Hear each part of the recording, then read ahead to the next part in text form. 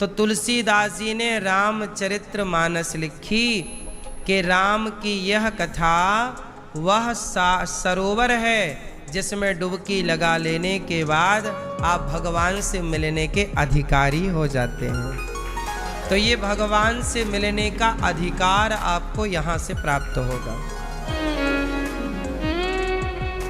इसलिए रामचरितमानस यहाँ डुबकी लगाओगे तो नहाने से क्या होता है? शरीर का मैल धुलता है। आपके भीतर भी कोई मैल वैल है कि नहीं? शरीर का मैल तो देखो ठीक है, मैल शरीर में लगा हो तो दिक्कत नहीं है, पर मैल मन में लगा हो तो दिक्कत है। शरीर मैला है तो गलत नहीं है, साफ हो जाएगा, पर मन मैला है, मन गंदा है तो दिक्कत है। बात सही है? इसलिए शरीर की गंदगी कोई बड़ी बात नहीं, साफ वो हो ही जाएगी, पर जो मन की गंदगी है, मन में जो मैल जमी है, उसे साफ करने के लिए हमें सत्संग की आवश्यकता पड़ती है। तो आप लोगों का मन साफ है कि गंदा है? जोर से बोलो, जोर से। साफ है, फिर तो आपको राम कथा सुनने की जरूरत नहीं है, साफ है ऑलरेडी। सत्संग क्यों किया जाता है? ताकि हमारे मन को निर्मल किया जा सके। आप लोग स्वीकार ही नहीं करते कि आपके भीतर गंदगी है। जब तक स्वीकार नहीं करोगे तो धुलने की बात ही नहीं होगी। इसलिए आप लोगों के जीवन में बदलाव नहीं होता, क्योंकि आप लोग स्वीकार नहीं करते। आपका मन है गंदा, हमें पता है, लेकिन कह क्या रहे हैं? बिल्कुल साफ और साफ। इसी का नाम है कपट। क्या है इसका नाम? सच बताओ, आपके हृदय में हाथ रख के, छाती पे हाथ रख के बताओ, आपका मन साफ है कि मन में छल कपट ईर्ष्या द्वेष है कि नहीं? क्रोध है, लोभ है, वासनाएं हैं, छल है, कपट है, निंदा है, चुगली है, ये सब कुछ तो है। फिर कैसे साफ है मन आपका? पहले तो ये स्वीकार करो कि हाँ, हमारा मन गंदा है। क्योंकि जब कपड़ा गंदा ही नहीं होगा तो धोबी घाट जाएगा क्यों? पहले तो उसे गंदा नहीं है तो मत भेजो, और है तो भेजना पड़ेगा। तो पहले तो ये डिसाइड कर लो कि मन गंदा है कि नहीं। यदि गंदा है तब तो उसे धुला जाए, गंदा नहीं है तो फिर नहीं, गंदा ही नहीं है ना भाई, समस्या ही नहीं है। हॉस्पिटल वो जाते हैं जिन्हें बीमारी है, जिन्हें कोई दिक्कत ही नहीं है, उनके लिए थोड़ी हॉस्पिटल है। हाँ या ना? तो हम सब जितने लोग इस धरती पर हैं, हम सबका मन कहीं ना कहीं चंचल है, गंदा है, छल कपट है, ईर्ष्या द्वेष है, निंदा चुगली है कि नहीं? चलो, तो आप स्वीकार कर रहे हैं कि आपका मन गंदा है? क्यों मैया? है? अभी तो आप कह रहे थे नहीं है गंदा। बुआ, आपका मन गंदा है कि साफ है? हैं? अब साफ करेंगे। सबका मन गंदा है। छोटे छोटे बच्चे जब 12-15 साल के होते हैं, 18 साल की लड़की, 18 साल का लड़का, आज के जमाने में आजकल के लोग जब किसी स्त्री को देखते हैं तो उनके देखने का ढंग ही बदल जाता है। बोलो हाँ। यदि मन साफ होता तो फिर आज की ये पीढ़ी सब सुधरी होती। पूरा खेल मन का ही तो है। अब किसी लड़की को बार बार पलट पलट के देख रहा है तो साफ मन वाला थोड़ी देखेगा। गंदा मन है तभी तो पलट पलट के देख रहा है। ताकते रहते तुझको सांझ सवेरे, ये गाना लिखने वाला साफ मन का तो रहा ना होगा। उसकी नियत ताकने की रही होगी तो ताकने वाली बात लिख के चला गया। बोलो हाँ। अब आप किसी को ताको, देखते ही रहो किसी स्त्री को, सामने वाली खिड़की में एक चांद का टुकड़ा रहता है। अब बताओ, पड़ोसन उसे चांद का टुकड़ा लग रही है। अब बताओ, इनका मन साफ है? साफ मन होता तो फिर ये लिखा जाता कि पत्नी चांद का टुकड़ा है, पर क्या लिखा गया? सामने वाली खिड़की। पत्नी को चांद का टुकड़ा नहीं कह रहा है, पड़ोसन को कह रहा है। इसका मतलब है ये गंदे मन वालों की मानसिकता के गाने। गंदगी है ये, गाने भी गंदगी है। गाने तो पहले हुआ करते थे। पहले के गाने क्या थे? पति पत्नी जब अलग होते तो पहले के लोग पति पत्नी एक दूसरे को याद करते। पहले की मूवियां, पहले की पिक्चरें भी बड़ी मर्यादित बनती थी। आजकल कोई मर्यादा नहीं है, कुछ नहीं है। सब क्यों हो गया मेरी माँ? क्योंकि मन सबका गंदा है। किसी और को देखने की बात करना भी, किसी और को ताकने की बात करना भी तो गंदगी है। आप मानते हैं इसे गंदगी की नहीं?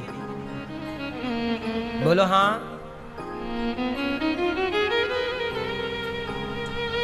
इसलिए इस गंदगी को ही हमें साफ करना है।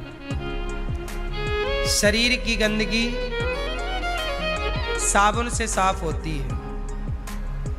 शरीर की गंदगी मिट्टी से साफ होती है, पर मन की गंदगी सत्संग से साफ होती है। सत्संग करिए। इसके लिए गोस्वामी जी ने रामचरितमानस लिखी है। श्री गणेशाय नमः। श्री जानकी वल्लभो विजयते। श्री रामचरितमानस प्रथम सोपान बालकांड श्लोक वर्णानामर्थ संघानां रसानां छन्दसामपि मंगलानां च कर्तारौ वन्दे वाणी विनायकौ। भवानी शंकरौ वन्दे श्रद्धा विश्वास रूपिणौ। याभ्यां विना न पश्यन्ति सिद्धाः स्वान्तस्थमीश्वरम्। वन्दे बोधमयं नित्यं गुरुं शङ्कररूपिणं। यमाश्रितो हि वक्रोऽपि चन्द्रः सर्वत्र वन्द्यते। गोस्वामी तुलसीदास जी अर्थ समूहों, रसों, छंदों और मंगलों की मंगल करने वाले सरस्वती माँ गणेश जी की तुलसीदास जी ने वंदना की।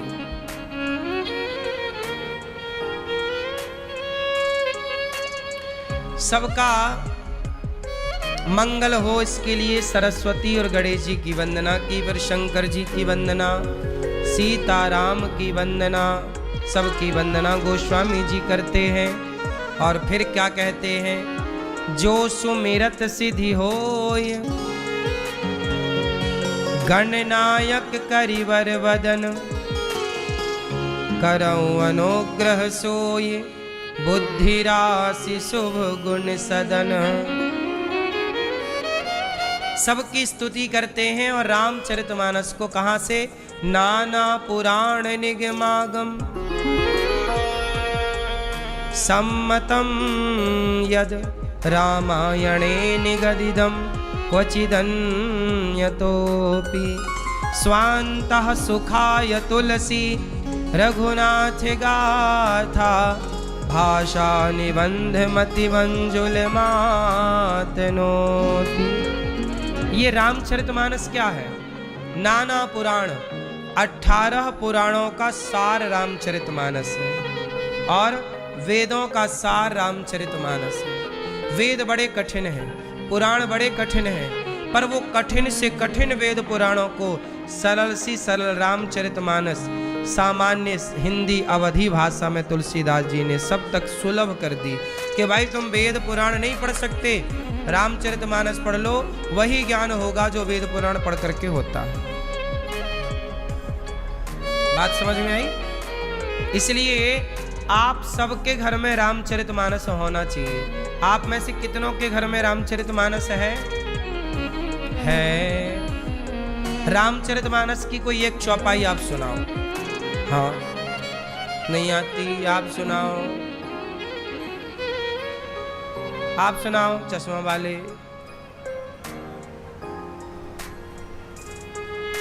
फिर से बोलो एक बार जोर से।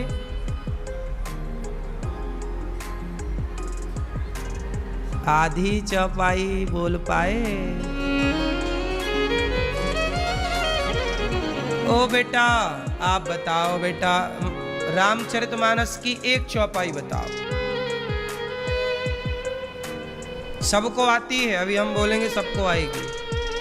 मैया बताओ आप जोर से।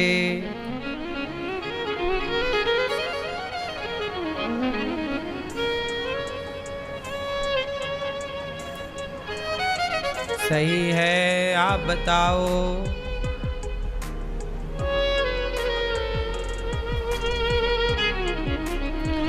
सबको आती है। ए भैया आप बताओ। नहीं आती?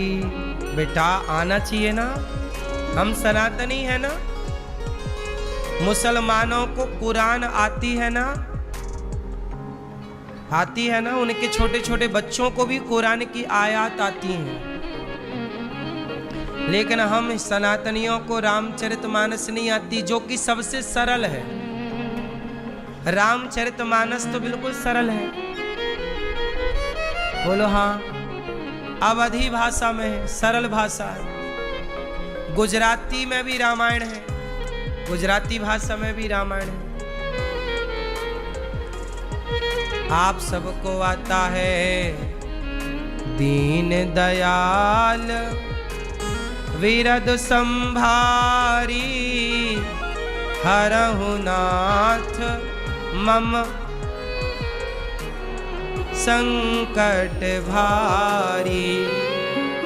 दीन दयाल बिरदु संभारी हरहु नाथ मम संकट भारी। मंगल भवन मंगलहारी द्रवहु सुदशरथ अजीर विहार।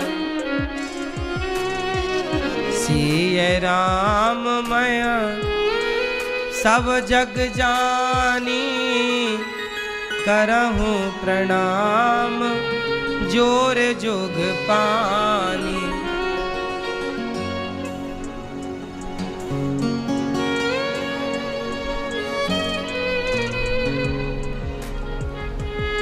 मूकं करोति वाचालं पंगुं लंघयते गिरिं यत्कृपातमहं वन्दे परमानन्दं माधवम्। मूक होय वाचाल मूकं करोति वाचालं पंगुं लंघयते गिरिं यत्कृपातमहं वन्दे परमानन्दं माधवम्। मूक होहि वाचाल पंगु चढ़हि गिरिवर गहन जासु कृपा सुदयाल द्रवं सकल कलिमल दहन। भगवान बड़े करुणा निधान हैं। तुलसीदास जी कह रहे हैं कि भगवान बड़े करुणा निधान। क्यों भैया? तुलसीदास जी का जन्म कहाँ हुआ था? तुलसीदास जी के बारे में जानते हैं आप? तुलसीदास जी का जन्म कब हुआ था, कहाँ हुआ था, कौन है तुलसीदास जी? सुनो, पूरी बात सुनो। तुलसीदास जी का जन्म संवत 1589 सन कहें तो 1554। आज संवत क्या चल रहा है? 2082। आज 2082 चल रहा है और सन चल रहा है 2025। सन अलग होता है और संवत, हम सनातनी किसको प्रमाण मानते हैं? विक्रम संवत। तो हमारे यहाँ सारे वेद पुराणों में सन नहीं लिखा, संवत लिखा।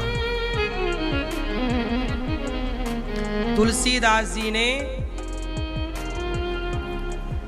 रामचरितमानस की शुरुआत कब की लिखने की? संवत 1631।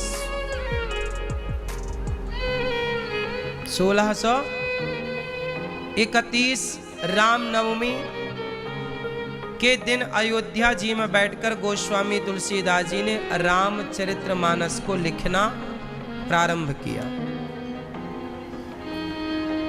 संवत 1631।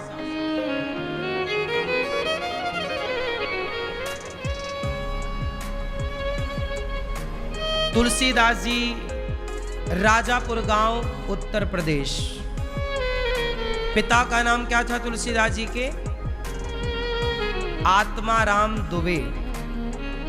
माता का नाम था हुलसी बाई। तुलसी की माता हुलसी। तुलसी की माता हुलसी। इनके पुत्र का नाम तुलसी। पत्नी का नाम था रत्नावती। रत्नावली भी कहते हैं, रत्नावती इनका नाम है। तुलसीदास जी की पत्नी का नाम रत्नावती, माता का नाम हुलसी और पिता का नाम आत्माराम दुबे। ब्राह्मण परिवार से हैं तुलसीदास जी। और इनका जब जन्म हुआ तो इनके 3200 दांत थे। तुलसीदास जी कौन है? वाल्मीकि तुलसी भय। वाल्मीकि जी ही कलयुग में तुलसीदास बन करके आए। त्रेता के वाल्मीकि जी, कलयुग में क्या बने? तुलसीदास। तुलसीदास जी का जन्म हुआ तो ये जन्म लेती राम बोले, पैदा होती क्या बोले? राम। बच्चा रोता है, तुलसीदास जी रोए नहीं, राम। इसलिए इनका नाम पड़ा राम बोला। क्या नाम पड़ा? राम बोला। तुलसीदास जी की माता और पिता दोनों की मृत्यु हो गई बचपन में ही। इन्हें एक गांव की ताई ने, बूढ़ी अम्मा ने पाला, पर थोड़े दिन बाद वो भी मर गई। तो गांव के लोगों को लगा कि ये बच्चे को जो रोटी देता है, जो पालता पोसता है, वो मर जाता है। तो फिर किसी ने रोटी देना, सबने रोटी देना बंद कर दिया। तुलसीदास जी को कोई रोटी नहीं देता, कोई लाड़ नहीं लड़ाता, कोई प्यार नहीं करता। सबको डर लगता है कि इसने जन्म लिया तो इसकी माँ मर गई, जन्म लेते इसका बाप मर गया, जिसने इसे पाला पोसा वो भी मर गई, मतलब ये बच्चे में ही कोई दोष है।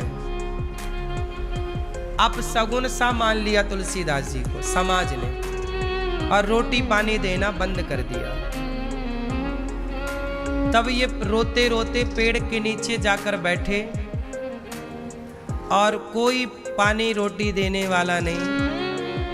तब कहा जाता है कि साक्षात लक्ष्मी जी एक माता का रूप बनाकर तुलसीदास जी को भोजन पानी देने आया करती थी।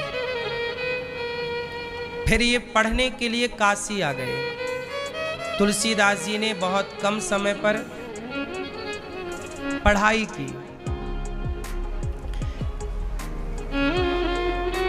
खूब बढ़िया तुलसीदास जी पढ़े, और पढ़ लिख करके तुलसीदास जी जब घर आए तो इनको बड़ा आदर सम्मान मिला। फिर इनका बगल में ही एक कोई गांव था 8-10 किलोमीटर की दूरी पर, वहां पर इनका विवाह हो गया। तुलसीदास जी का विवाह हुआ तो पहली बार पत्नी आई, तो पत्नी बड़ा लाड़ प्यार कर रही है। पहली बार तुलसीदास जी को अनुभव हुआ कि प्यार किसे कहते हैं, क्योंकि बचपन में माँ मर गई, पिता चले गए, कोई गोद में बिठाया नहीं, कोई लाड़ लड़ाया नहीं, कोई प्यार मिला नहीं। तो प्यार की बड़ी चाहत थी। आज पत्नी से थोड़ा सा प्यार मिला। अब पत्नी और ये तुलसीदास जी बड़े प्यार से रहने लग गए। एक दिन घटना घटी कि तुलसीदास जी गांव में किसी के घर पूजा करने गए थे, किसी कार्य से। तुलसीदास जी कहीं गांव पर थे, तभी तुलसीदास जी की पत्नी के भाई, मतलब तुलसीदास जी के साले, पत्नी के भैया आए और बोले, अरे बहन रत्नावती, तेरी माँ बीमार पड़ गई है, जल्दी चल, आखिरी सांसें गिन रही है, लेट हो जाएगी तो माँ मर जाएगी। तो रत्नावती बोली कि पति आने वाले हैं, स्वामी आने वाले हैं, उन्हें भोजन करा दूं। भोजन बना के रखा था, दोपहर का समय था, दोपहर की रोटियां बनी। तुलसीदास जी पति आ जाएं, उन्हें खवाऊं, उनसे आज्ञा ले लूं, फिर चलूं। पत्नी का यही धर्म है कि पति की आज्ञा लेकर ही चले। पर भाई बोला कि पता नहीं जीजा जी कब आएंगे, अर्थात तुलसीदास जी कब आएंगे। माँ आखिरी सांस ले रही है, लेट हो गई तो माँ मरी मिलेगी। तो रत्नावती ने तुलसी पड़ोसन को कहा कि बहन मेरे पति आए तो कह देना कि भोजन मैंने बना के रखा है, प्रसाद पालें, कह देना कि मेरे भाई आए हैं और मेरी माँ अति बीमार है। मैं आपका इंतजार कब से कर रही थी पर आप नहीं आए। मेरे भाई बार बार जिद कर रहे हैं चलने की। तो बहन मेरे पति को मेरी यह सूचना दे देना कि मैं कल ही वापस आ जाऊंगी माँ का दर्शन करके। कल ही मैं माँ का दर्शन करके वापस आ जाऊंगी। कह करके तुलसीदास जी की पत्नी रत्नावती अपने भाई के संग मायके चली गई। अब तुलसीदास जी आए तो घर में पत्नी नहीं। ढूंढारी भाग्यवान कहाँ हो, तो पड़ोसन आई, अरे तुलसी तुम्हारी पत्नी मायके गई है, तुम्हारी सास की तबीयत ज़्यादा खराब है, तो तुम्हारा साला आया था, अपनी बहन को लेकर गया है, कल आ जाएगी, वो तुम्हारा बहुत इंतजार कर रही थी। वो तुम्हारे लिए भोजन बना के गई है, बोल के गई है कि आप खा लेना। तुलसीदास जी बोले अच्छा कोई बात नहीं, ठीक है, गई है तो भला है। तुलसीदास जी ने दरवाजा खोला, चाबी पड़ोसन के पास थी, सो पड़ोसन ने तुलसीदास जी को दे दी। तुलसीदास जी ने भोजन निकाला, अपने से भोजन किया, चूंकि पत्नी बना के रख गई थी। भोजन किया, प्रसादी पाई, और भोजन प्रसाद पाकर तुलसीदास जी ने अब शाम हुई, फिर रात हुई। तुलसीदास जी रात हुई तो बिस्तर पर आकर लेटे, करवट बदलने लग गए। उन्हें नींद ही नहीं आए। रोज पत्नी थी, पत्नी से बातचीत करते करते टाइम गुजारते थे, अभ्यास हो गया था। अब अकेले वो करवट बदल रहे हैं, उन्हें नींद नहीं आ रही है। तो तुलसीदास जी को रात को लगा कि पत्नी चली गई है मायके, तो कोई दूर थोड़ी है, मैं भी जाऊं, पत्नी से वहीं मिलाऊंगा, मैं भी सास को दिखाऊंगा कि है कि गई, सब प्रकार से। पर पत्नी के बिना जी नहीं लग रहा है। तुलसीदास जी देखो ऐसे प्रेमी हैं, एक रात नहीं रह पाए अपनी पत्नी के बिना।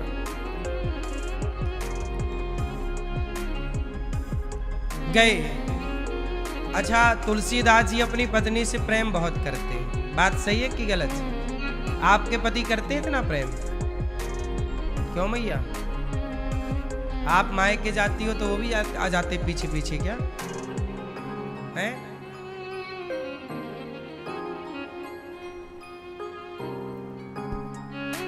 आपके पति आपको प्रेम करते हैं? बोलो हाँ मैया कि ना। पति तुलसीदास जी अपनी पत्नी से मिलने गए। बारिश का मौसम था, पानी नदियों में ज्यादा था, बाढ़ थी, एक मुर्दा बहता जा रहा था। उस मुर्दे को पकड़ लिया ये सोचकर कि पत्नी ने मेरे लिए नाव भिजवाई है। ध्यान पत्नी का है केवल। मुर्दे को पकड़कर पार हो गए। जगा दो भैया को, मैया जागो प्रभु, ऐसे नहीं सोने मिलेगा। तुलसीदास जी अपने पत्नी से मिलने गए। ध्यान केवल पत्नी का है। मुर्दे को पकड़े हैं तो सोच रहे हैं कि पत्नी ने मेरी नाव भिजवाई है, देखो कितना प्यार करती है। पहुंच गए गांव तो पत्नी के कमरे में सांप जा रहा था। बारिश का मौसम था, पत्नी के कमरे में सांप चढ़ा हुआ जा रहा था। तुलसीदास जी को लगा वाह, केवल मुझे ही नींद नहीं आ रही, ऐसा नहीं है, उसे भी नींद नहीं आ रही है। देखो उसने भी मेरे लिए रस्सी लटका रखी है। सांप को रस्सी समझ लिया तुलसीदास जी, और सांप को पकड़ लिया रस्सी की तरह और चढ़ गए, पत्नी के कमरे में पहुंच गए। हल्की सी लालटेन जल रही थी, जुगनू सा दीपक। पत्नी को आहट आई, कोई कमरे में आ रहा, डर गई। कौन है? अरे भाग्यवान मैं, तेरा तुलसी। पत्नी ने कहा प्राणनाथ आप इतनी रात को कैसे आना हुआ? बोले नींद नहीं आ रही थी, तेरे बिना रात कैसे कटती, आ गया तेरे लिए। तो ऊपर कैसे चढ़े? तूने तो रस्सी डाली थी। रस्सी कहाँ है? देखा तो सांप था, लाठी से गिराया उसे नीचे। ये तो सांप है। अच्छा सांप है, कोई बात नहीं। और नदी कैसे पार किए? बोले तूने तो नाव भिजवाई थी। बोले नाव मैंने कब भिजवाई? तो तुलसीदास जी के शरीर में सड़े हुए मुर्दे की गंध थी। पता चला कि आप तो मुर्दा को पकड़ के पार हुए। पत्नी ने कहा अपने पति से कि स्वामी जी, जितना प्यार आप मेरे से करते हैं, जितना मन आपका मेरे में लगा है, आपका मन हाड़ मांस के शरीर में लगा है, इतना मन यदि राम में लग जाता तो आपका कल्याण हो जाता। बस इतनी सी बात कही पत्नी ने कि हाड़ मांस के देह से जब इतना प्रेम है प्रभु से होता तो क्या हो जाता, कल्याण हो जाता आपका। ये बात सुनकर के तुलसीदास जी के पांव पीछे की तरफ चले गए। जिस रास्ते से, जिस खिड़की से चढ़े थे उसी खिड़की से बाहर चले गए और उसके बाद तुलसीदास जी कभी लौट कर नहीं आए। वही पत्नी का प्रेमी, देखो जो पत्नी से प्रेम कर सकता है, जो माँ बाप से प्रेम कर सकता है, वही भगवान से भी प्रेम कर सकता है। तुलसीदास जी पत्नी से प्रेम करते ही थे, लेकिन पत्नी ने क्या किया, उनके प्रेम को पत्नी से हटाकर परमेश्वर से जोड़ दिया। आप जितना प्रेम जगत से करते हैं, जिस दिन उतना ही प्रेम जगन्नाथ से कर लेंगे तो उतने प्रेम से ही आपका कल्याण हो जाएगा। प्रेम कहीं खरीदना नहीं पड़ता, ना बढ़ाना पड़ता, ना लाना पड़ता। जितना हमारा संसार से अटैचमेंट है उतना ही भगवान से हो जाए, बस इतना ही नहीं हो पाता। हम लोगों का सारा जीवन कहाँ चला जाता है, सारी जिंदगी पत्नी को खुश करने में हम लोग लगाते हैं, पति को खुश करने में हम लोग लगाते हैं मन को, बेटा बेटी को खुश रखने में मन को लगाते हैं। सबको खुश करते करते आपको पता ही नहीं चला कि आपकी खुशी किस में है। सही है, आप सबको खुश करने में लगे रहे, लेकिन आपकी खुशी की परवाह किसी को नहीं है। इसका मतलब ये है कि किसी को किसी से कोई मतलब नहीं। माँ बाप बच्चों की खुशी के लिए सब करते हैं, लेकिन वही बच्चे अपने माँ बाप की खुशी की कोई परवाह नहीं करते। हम सभी बच्चों को नहीं कह रहे, पर मेरी माँ 95% बच्चे ऐसे, बल्कि 99% जो अपने माँ बाप की खुशी का बिल्कुल भी ख्याल नहीं रखते। जवानी आती है वो अंधे होने लग जाते हैं, फिर उन्हें लगता है कि हमारी माँ ने, हमारे पिता ने हमारे लिए किया ही क्या है, और वो इस चकाचौंध की दुनिया को देखकर अंधे हो जाते हैं। कहते ना जवानी अंधी होती है, जवानी अंधी होती है, और वो अंधी जवानी में अंधे बच्चे अपने माँ बाप के उपकार को, एहसान को भूल जाते हैं। उन्हें लगता है कि माँ बाप ने कुछ नहीं किया, ये तो हर माँ बाप करते ही करते हैं, ये तो उनका कर्तव्य ही था। बच्चे यही बोलने लगते हैं कि ये तो आपका कर्तव्य ही था।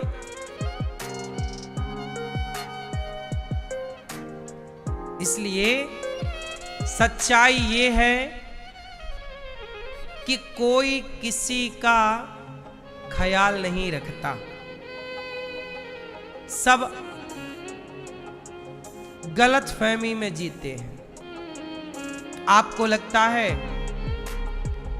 कि हमारा बेटा हमारे काम आएगा, हमारा परिवार हमारे काम आएगा। सबसे बड़ी गलतफहमी ये है, हम परिवार को खुश रखना चाहते हैं, बच्चों को खुश रखना चाहते हैं कि ये हमारे काम आएंगे, लेकिन सच्ची बात ये है कि ना परिवार काम आता है ना बच्चे काम आते हैं। देखो ये बात कड़वी है पर सत्य है। द्रौपदी पर जब संकट आया, साड़ी खिंची तो परिवार काम आया, 5 पति काम आए, समाज काम आया, संसार काम आया।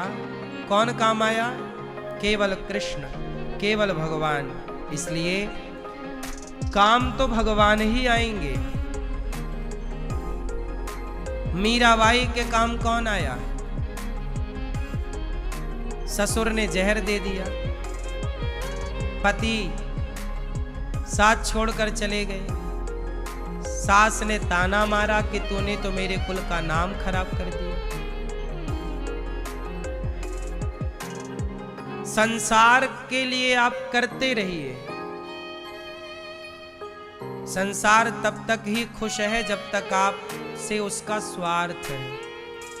आप घर का काम करते रहिए तो सामने वाले को लगेगा कि चलो नौकर का काम पूरा हो रहा। पैसे कमा कर देते रहिए तो सामने वाले को लगता है यार अच्छा है, अपने को करना नहीं पड़ता, ये अच्छा गधा मिला है, अपने को कमा कमा के दे रहा है।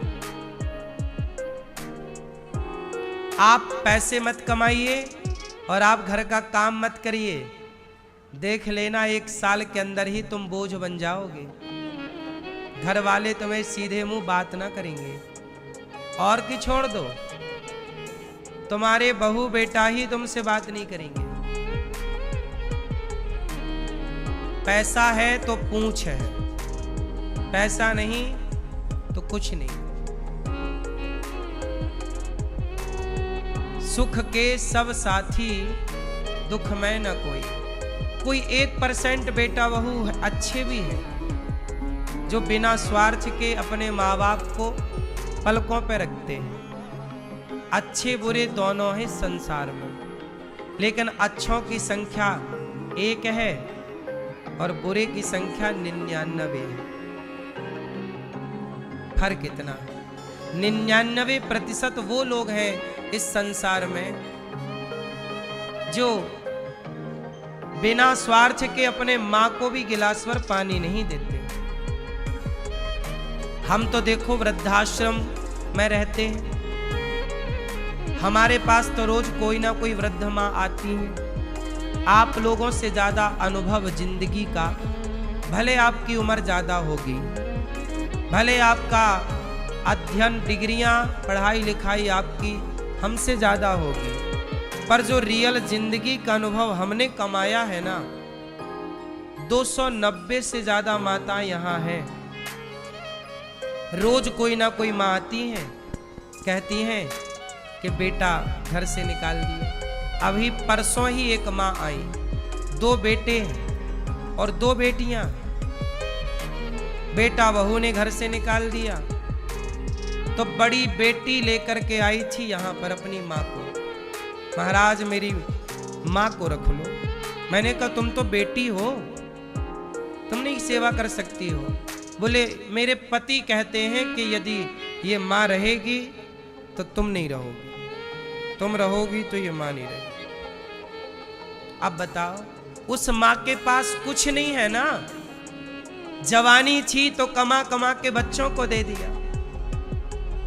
अब बूढ़ी माँ हो गई है तो माँ के पास ना पैसा बचा, ना काम करने की ताकत बची, तो बेटा बहू ने कहा निकलो, निकाल दिया। बेटियों ने भी नहीं रखा। छोटी बेटी बात नहीं करती माँ से, उसे लगता बात करूंगी तो कहीं बुढ़िया घर ना आ जाए। अपनी माँ को घर में नहीं रखना चाहती बेटी। सब बेटियां ऐसी नहीं हैं, लेकिन 99 बेटियां ऐसी ही हैं। गौरी गोपाल में बहुत सारी वृद्ध माँ ऐसी हैं जिनको बेटियों ने निकाला है। बहुत सारी माँ हैं जिनको बेटों ने निकाला है। बहुत सारी माँ हैं जिनको बहुओं ने निकाला है। बहुत सारी माँ हैं जिनको पोता पोतियों ने निकाला है। हम तो जिंदगी का सारा अनुभव लिए बैठे हैं ना, हम तो समाज के बीच में रहते हैं। अब बताओ, यदि माँ के पास पैसा होता तो बेटा वृद्धाश्रम में छोड़ता, बेटियां वृद्धाश्रम में छोड़ती। इसका मतलब ये हुआ कि आपसे किसी को मतलब नहीं, आपकी दौलत से सबको मतलब है। आज इंसानों से प्रेम नहीं है, आज दौलत के प्रेमी है। पैसे के लिए ही ना आजकल पति पत्नी में लड़ाइयां चल रही हैं। पति पत्नी के बीच में भी आजकल प्रेम नहीं है।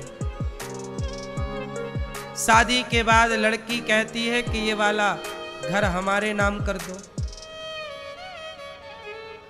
नहीं करता तलाक भेज देती है। तलाक का केस डाल दो तो भैया हमें 20 लाख दो, 50 लाख दो। मतलब रिश्ता तोड़ने का भी आजकल पैसा मांगा जा रहा है। बोलो हाँ, आजकल रिश्ते टूटते भी पैसों से हैं। बोलो हाँ, 20-25 लाख रुपए दोगे तब रिश्ता टूटेगा, तब तलाक होगा। बड़े आदमी हो तो 1-2 करोड़ देना पड़ेगा, सामान्य व्यक्ति हो तो 5-10 लाख तो देना ही पड़ता है। बोलो हाँ, आजकल शादी करने में इतना खर्चा नहीं है जितना खर्चा तलाक में है।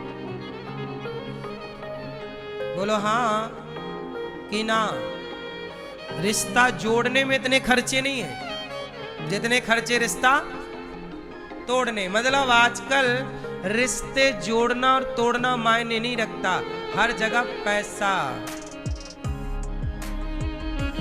अंधा हो गया है इंसान। इसलिए प्रेम कैसा हो, तुलसीदास जी के जैसा हो कि जैसे उनका प्रेम पत्नी में था, पत्नी से हटकर परमात्मा में हो गया, लोक परलोक दोनों सफल हो गया। इसलिए कहता हूं बाबा, जगत के लिए ना रोया करो, संसार को अपना ना कहा करो। आप कितना भी अपना कह लो, पर आपका अपना कोई होगा नहीं। क्यों मैया? चलो एक बात पूछूं, उत्तर देना।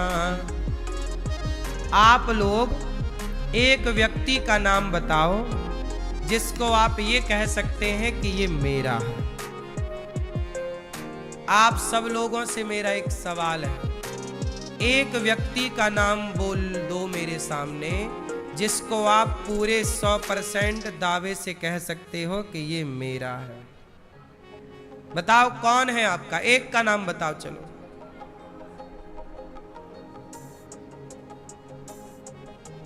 क्यों? आप बताओ, आधी चौपाई। कौन है आपका? ये बात अभी समझ में आई कि पहले ही आ गई थी? आपका कौन है? कोई एक का नाम बताओ। आप लोगों ने तो बड़ी बाजार लगा रखी होती है, ये पूरा परिवार हमारा, ये गांव हमारा, ये शहर हमारा, ये सारे रिश्तेदार। कितनी भी भीड़ में रहो पर आप हो अकेले। बोलो हाँ, सही है, सही है कि गलत है मेरी माँ? इस भरी दुनिया में कोई भी हमारा न हुआ,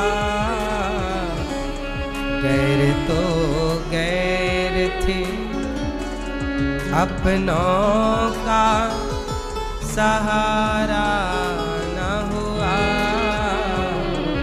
इस भरी दुनिया में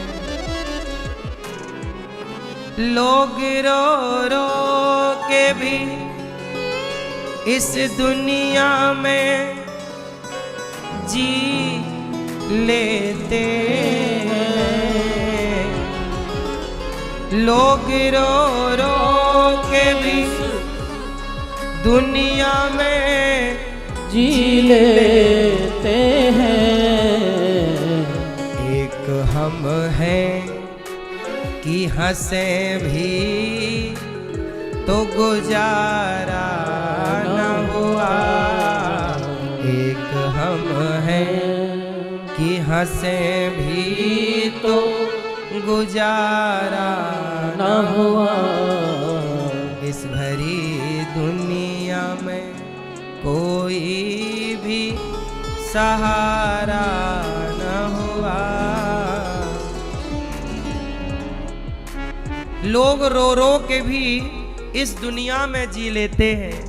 एक हम हैं कि हंसे भी तो गुजारा।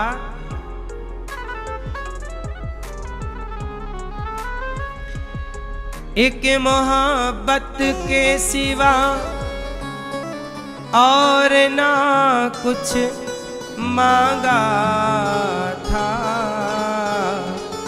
क्या करें ये भी जमाने को गवारा न हुआ। क्या करें ये भी जमाने को गवारा न हुआ। इस भरी दुनिया में अब बताओ कौन है जिसको कह सकते हो ये मेरा?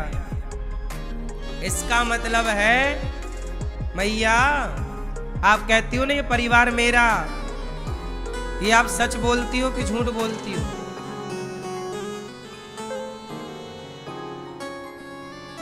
झूठ बोलना पाप है, नदी किनारे सांप है। मैया झूठ बोलना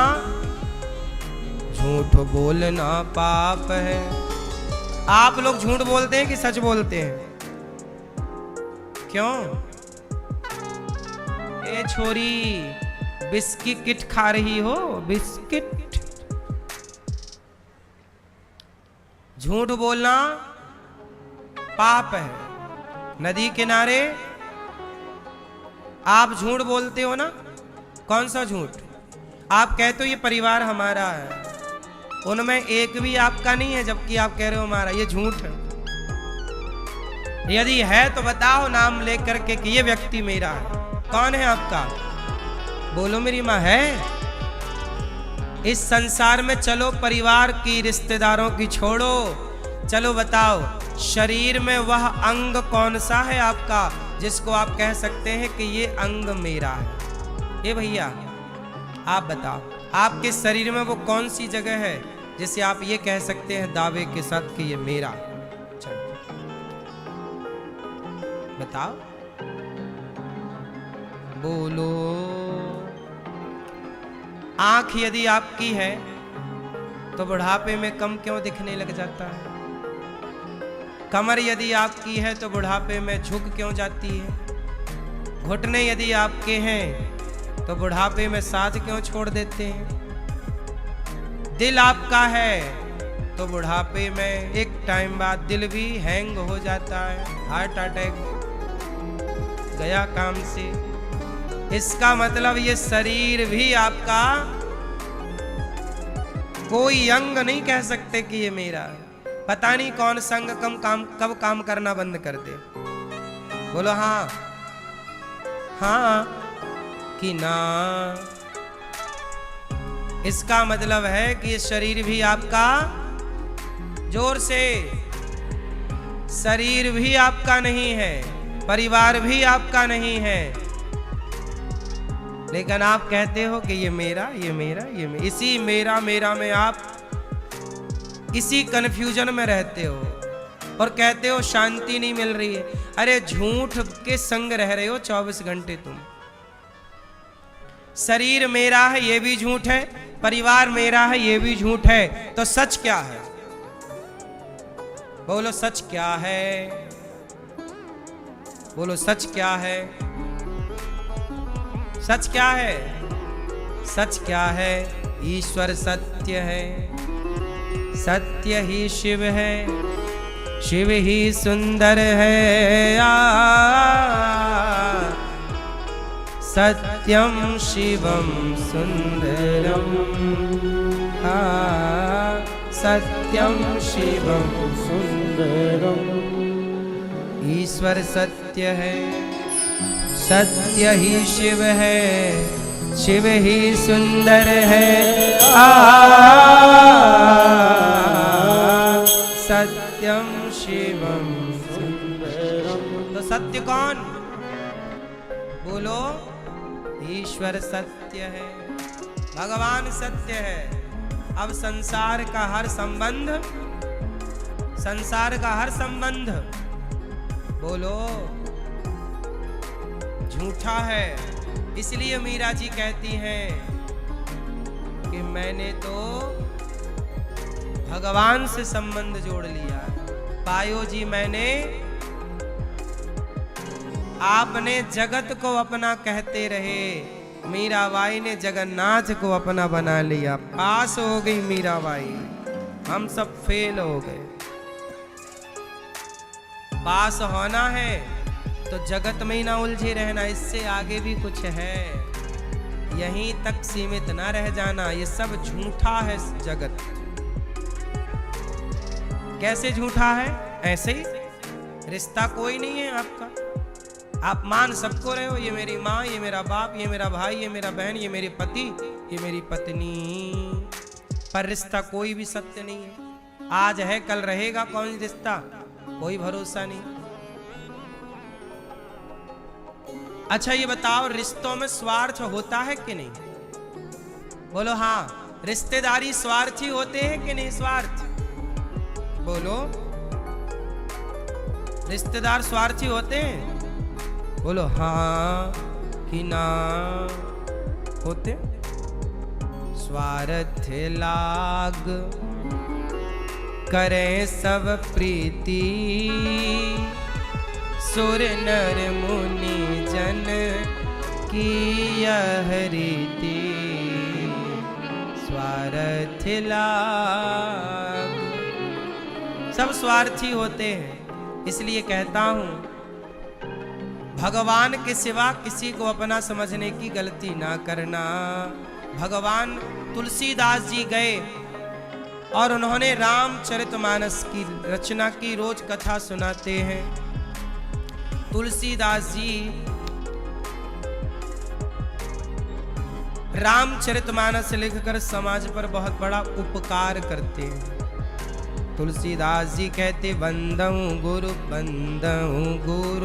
पद पदुम परागा, सुरुचि सुवास सरस अनुरागा।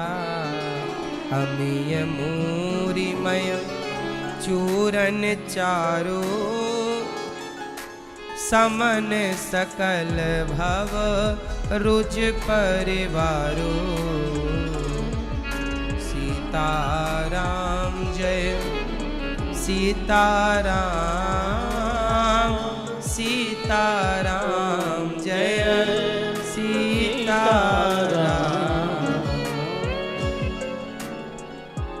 गुरु जी को प्रणाम कर रहे हैं सबको। तुलसीदास जी वंदऊ प्रथम महीसुर चरना, मोह जनित संशय सब हरना। वंदऊ प्रथम वाल्मीक नारद घट जोनी, और निज निज मुखनी कही निज होनी। जलचर थलचर नभचर नाना, जे जड़ चेतन जीव जहाना। बिनु सत्संग विवेक न होई, और राम कृपा बिनु सुलभ न सोई। सत्संगत मुद मंगल मूला, सोई फल सिद्धि सब साधन फूला। अच्छा ये बताओ, क्या बिना सत्संग के विवेक होगा? बिनु सत्संग विवेक न हो। विवेक एक होती है बुद्धि। ए भैया, बुद्धि बोलो, बुद्धि विवेक कौन बड़ा? बुद्धि बड़ी कि विवेक बड़ा? क्या अंतर है बुद्धि और विवेक में? बुद्धि किसे कहते हैं और विवेक किसे कहते हैं? बेटा बताओ, क्या बड़ा? बुद्धि और विवेक में क्या बड़ा? विवेक। क्या अंतर है बुद्धि और विवेक में?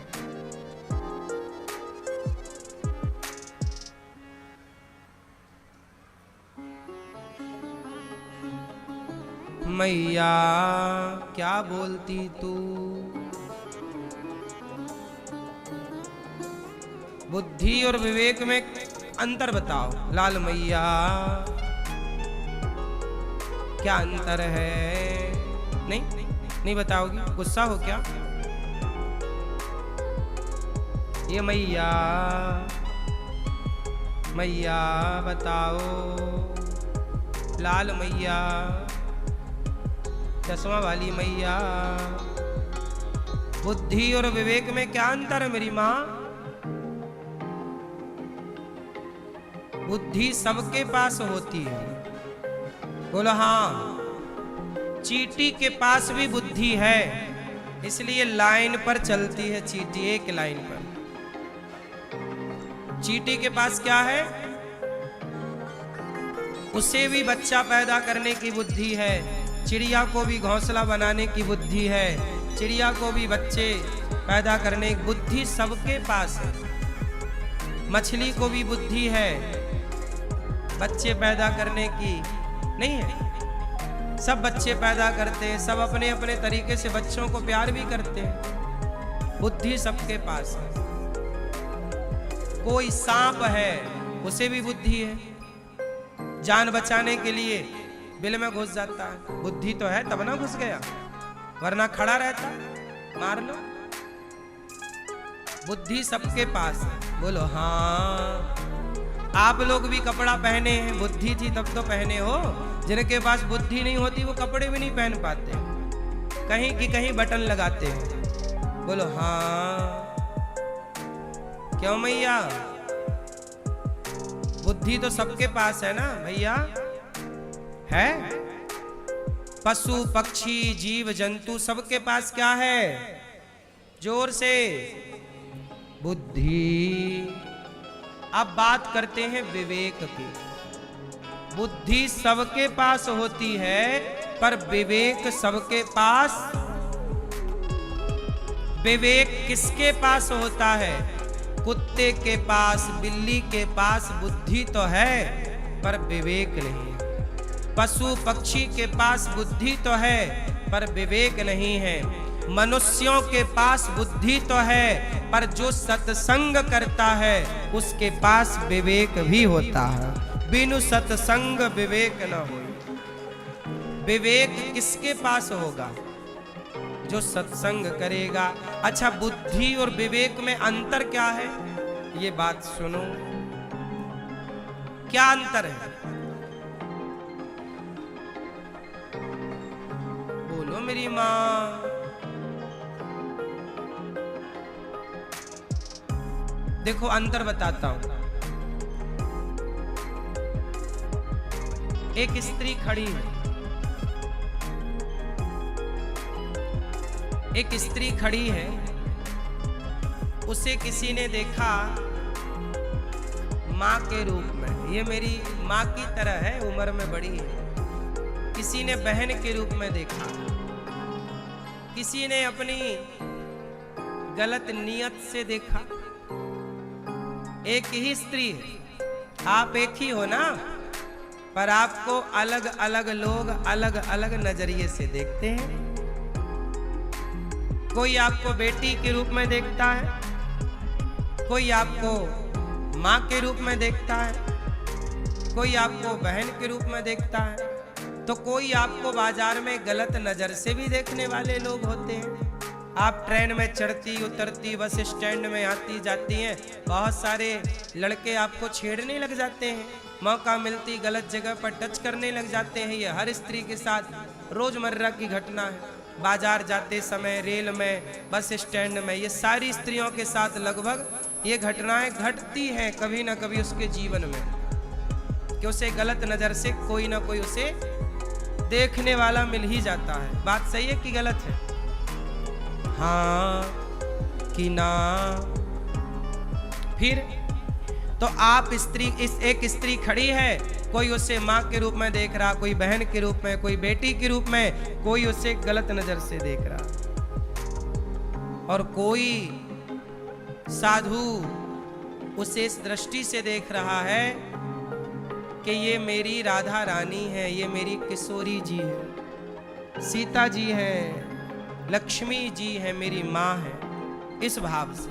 अब बताओ, जो आपको माँ के रूप में देख रहा है वो बुद्धिमान है, बहन के और बेटी के रूप में जो देख रहा है वो बुद्धिमान है, जो गलत नजर से देख रहा है वो बुद्धिहीन है, और जो आप में साक्षात लक्ष्मी का दर्शन कर रहा हो वही विवेकी पुरुष है। ये विवेक सत्संग किया है, इसलिए वो जान गया, उसके विवेक डेवलप हो गया कि नारी में लक्ष्मी का वास है। इसलिए वो स्त्री में जब आप कहते हो कि ये मेरी माँ है तो ये बुद्धि का प्रमाण है, और जब आप कहते हो ये मेरी माँ नहीं मेरा भगवान है तो आप विवेक का परिचय दे रहे हो। माँ को माँ कहना बुद्धिमत्ता है, पर माँ को भगवान कहना ये विवेकी पुरुष है।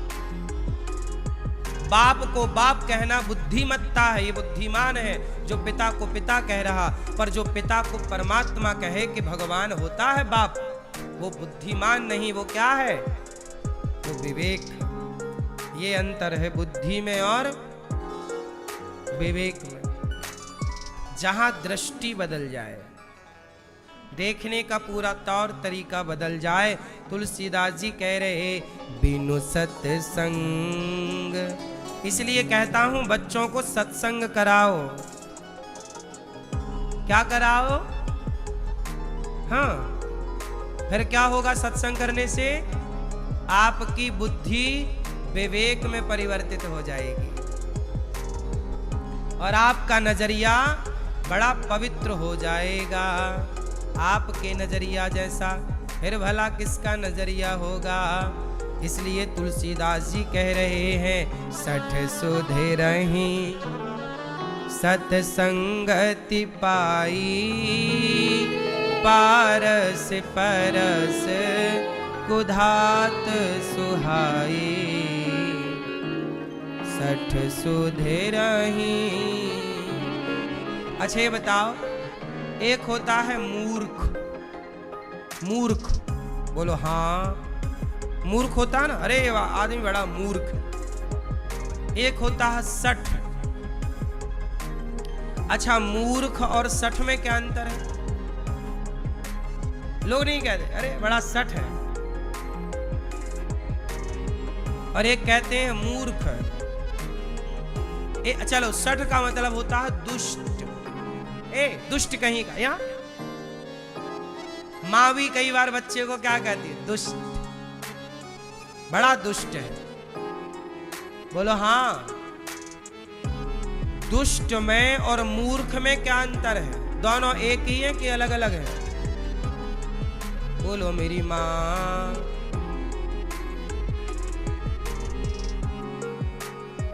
नींद आ रही है? नींद आए तो बताओ, लोरी सुनाएंगे। जो जो जो जो जो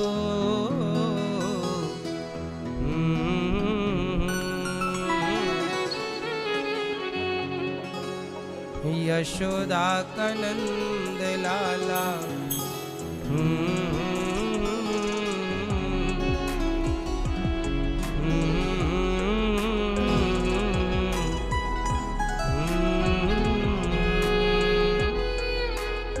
जो जो जो जो जो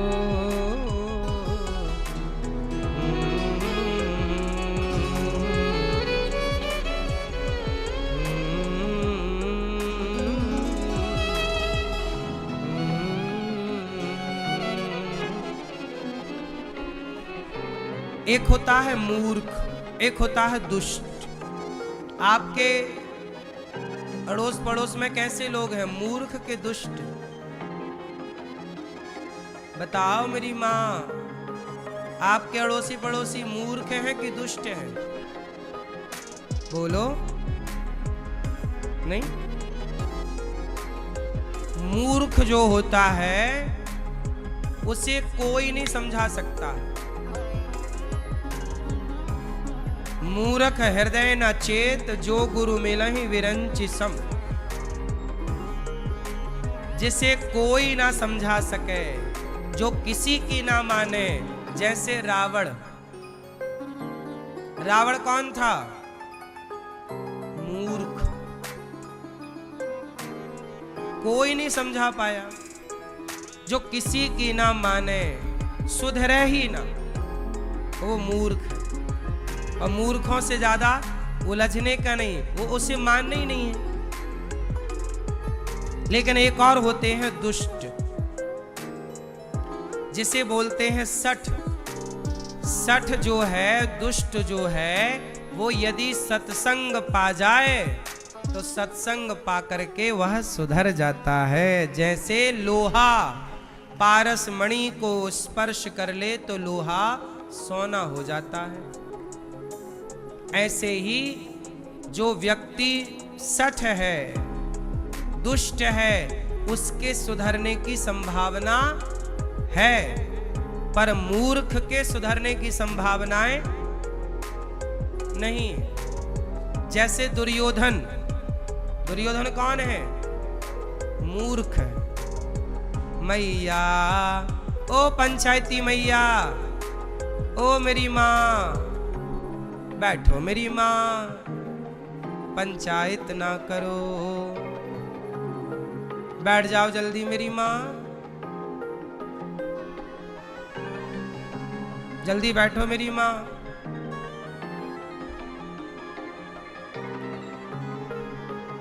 तुलसीदास जी सबकी स्तुति कर रहे हैं, दुष्टों को, मूर्खों को प्रणाम कर रहे हैं। बिछुरत एक प्राण हरि लहि, मिलत एक दुख दारुण देहि। दुष्ट का मिलना, मूर्ख का मिलना बड़ा कष्टदायी है, और सज्जन का, भक्त का बिछड़ना बड़ा कष्टदायी है। जड़ चेतन गुण दोषमय, विश्व कीन्ह करतार, संत हंस गुण गहि पय, परिहरि वारि विकार। मैया, ओ लाल पीली हरी मैया, ओ बैठो मेरी माँ, ओ छोरा छोरी, ओ चिल्लर बैठ जा बेटा, बैठो।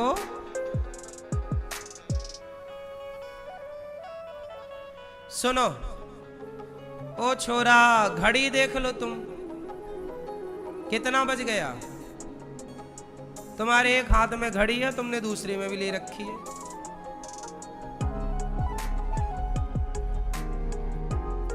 घड़ी में समय नहीं होता है, आपके विचारों में, आपकी बुद्धि में समय होता है। आपका समय आपसे तय होगा, घड़ी से आपका समय तय नहीं होता। आप स्वयं अपने समय के जनक हैं, हाँ या ना? आप स्वयं अपना समय बनाते हैं और आप स्वयं अपना समय बिगाड़ते हैं। समय घड़ी में नहीं होता, समय तो आपके हुनर में होता है, काबिलियत में होता है। यदि आपकी काबिलियत है, आपका हुनर है, तो आपका समय है। और आप में हुनर नहीं है, काबिलियत नहीं है, तो फिर आपका कोई समय, फिर वो समय घड़ी के भीतर है, आपका थोड़ी समय। हम कहते हैं समय घड़ी से बाहर आकर आपका बने, उसके लिए आपको भी कुछ बनना पड़ेगा। बात समझ में आई? चलो, ये समय की बात अभी तुम नहीं समझोगे, बस सुनो। ये समय की बात समय पर ही समझ में आएगी। बोलो हाँ। जड़ चेतन गुण दोषमय। अब तुलसीदास जी एक बढ़िया बात कह रहे हैं कि जड़ चेतन सब में दोष है। अच्छा बताओ, आप में अवगुण है कि नहीं है? अवगुण हम में है, हम सबके भीतर अवगुण है। पर क्या करता है हंस? हंस के आगे दूध पानी मिक्स कर दो और रख दो, तो हंस दूध पानी मिक्स करने पर किसे पीता है और किसे नहीं पीता? बेटा बताओ। हंस क्या पीता है? दूध पीता, और पानी को, जबकि पानी और दूध दोनों को मिक्स कर दिया। क्या दुनिया की कोई ऐसी मशीन है जो दूध पानी में से दूध को अलग कर सके और पानी को अलग? बोलो। लेकिन हंस क्या करता है, पानी दूध को मिलाओ तो दूध दूध पी लेता है, पानी पानी। उसी तरह हंस जो है दूध को ग्रहण करता है। उसी तरह एक होता है कौवा, एक होता है हंस, दोनों ही पक्षी हैं। कौन सा पक्षी श्रेष्ठ है? हंस पर कौन बैठती हैं? माता सरस्वती जी हंस पर क्यों बैठी हैं? क्योंकि हंस दूध पीता है, सार ग्रहण करता है, पानी छोड़ता है। आप भी संसार में सबके भीतर अच्छाई और बुराई है, पर सबकी अच्छाइयाँ लेते चलो, सबकी बुराइयां छोड़ते चलो। जो सबकी अच्छाई ग्रहण कर लेता है वो एक दिन बहुत अच्छा हो जाता है, क्योंकि आपने उठाया ही अच्छाइयों को है। यदि आप किसी की बुराई देखते हैं, इसका मतलब आपने उसके भीतर की अच्छाई नहीं स्पर्श की, उसके भीतर की बुराई उठाई। और जो बुराई उठाएगा, गुबरीला कीड़ा गोबर इकट्ठा करता है और मधुमक्खी शहद इकट्ठा करती है। गुबरीला कीड़ा जानते हो, गोबर वाला कीड़ा काला काला होता है, गोबर का गोला बनाएगा और ढेला खिसकाता चलेगा। बोलो हाँ, किस किस ने देखा है गुबरीला कीड़ा?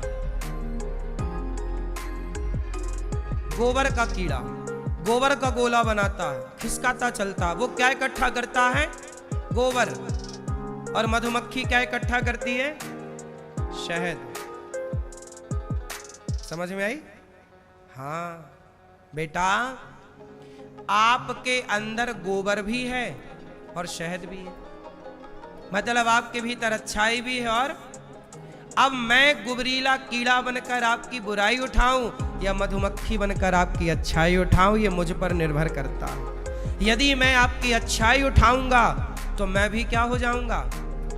बोलो अच्छा। और मैं आपकी भी बुराई देखूं, आपकी भी बुराई, सबकी बुराई ही। जो व्यक्ति सबकी बुराई देखता हो, सबको बुरा कहता हो, वो व्यक्ति ही बुरा है।